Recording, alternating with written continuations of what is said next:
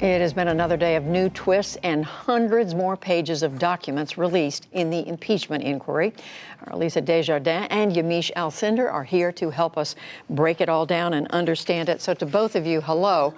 This has all happened just in the last couple of hours. In fact, one of these sets of transcripts, Lisa, has come just within the hour. That's right. So the two of you have been scrambling to catch up, to read the transcripts. So let's talk about these are former State Department and former Defense Department officials. That's right. And let's start with Laura Cooper. She's the Defense Department official, which is a unique perspective here. Usually we've been hearing from the diplomats. She is the Deputy Assistant Defense Secretary, specializes in Russia. She says that's where she spends most of her time, but she also works on long-term strategy for Russia and for Ukraine. She has been with the Defense Department since 2001, but she says this year, at one point, almost all of her time was spent on Ukraine because of what was happening. In her transcript, which, as you say, we've just got, we learned that there was high concern and surprise when the aid money to Ukraine was being frozen. The Department of Defense was one of the last to sign off on that. They did sign off in June. She said when they learned it was frozen, that's something she oversees, no one understood it. And even more, Judy, this is interesting. She says, seniors involved in that process questioned if they legally could freeze it because Congress had already appropriated those millions of dollars and it was ready to go. They weren't sure even the president had the ability to stop that money from flowing to Ukraine. And this backs up other testimony that had been given by others. It does. No one was sure why the money was being frozen.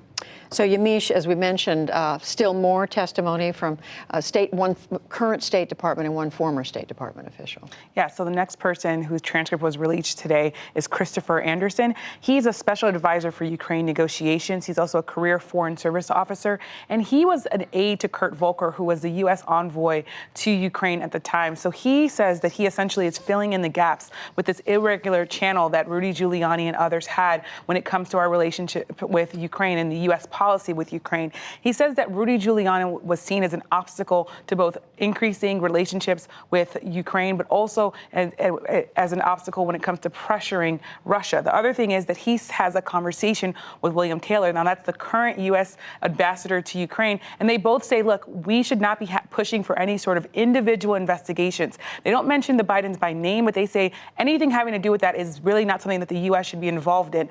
He does, of course, also say that he didn't actually hear Kurt Volker, which again is the U.S. envoy to Ukraine, He didn't actually hear him say that there was any sort of investigation that needed to be done with the Bidens or with Burisma, which is, of course, the company that Hunter Biden was working for. And Lisa, yet another set of transcripts. Right. So the woman who took over from Christopher Anderson is named Catherine Croft. She was then the next advisor to Kurt Volker. She's also a special advisor for Ukraine negotiations. Now, a couple of things about her. As you see, she also worked on Ukraine issues for the National Security Council. 9 years she has under her belt, as a matter of fact, as a career foreign service officer. Now, what's interesting is she took over from the man Yamiche was just talking about in July. That's right as all of this was starting to happen. In the middle of this. She said Kurt Volker told her he was going to try and keep her out of the Giuliani mess.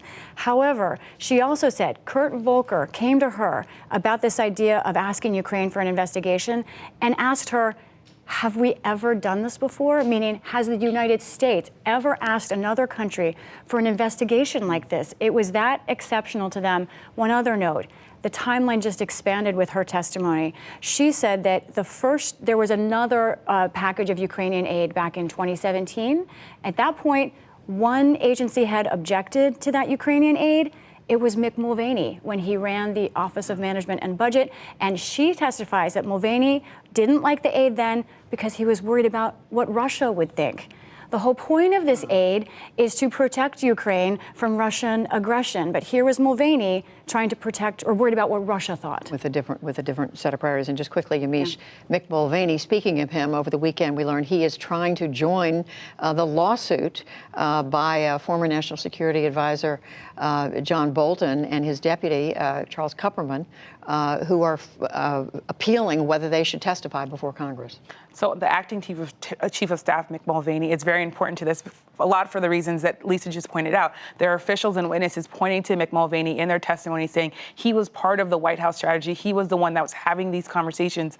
Now Mick Mulvaney is essentially saying, look, I want the courts to decide whether or not I should have to testify before Congress. That's controversial because he works just a few feet away from the president of the United States. And essentially, the White House is telling him, we don't want you to show up to Congress. But if the courts essentially tell Mick Mulvaney to show up, he's now saying, I might show up. That's going to be very problematic for his relationship with President Trump. The other thing to notice is all the politics of this is that Mick Mulvaney is being seen as on the outs with this president. This is someone who still has an acting title in his title. He's acting chief of staff, not permanent chief of staff. And as a result, people think that this is also maybe possibly a warning to President Trump that I could go to Congress and tell things about you if you don't essentially bring me back into the inner circle. Very fast moving, as we are now just a little more than a day away from these public hearings, and a lot of fast work on the part of both of you. Thank you, Lisa. Thank you, Yamiche. Thanks. Welcome.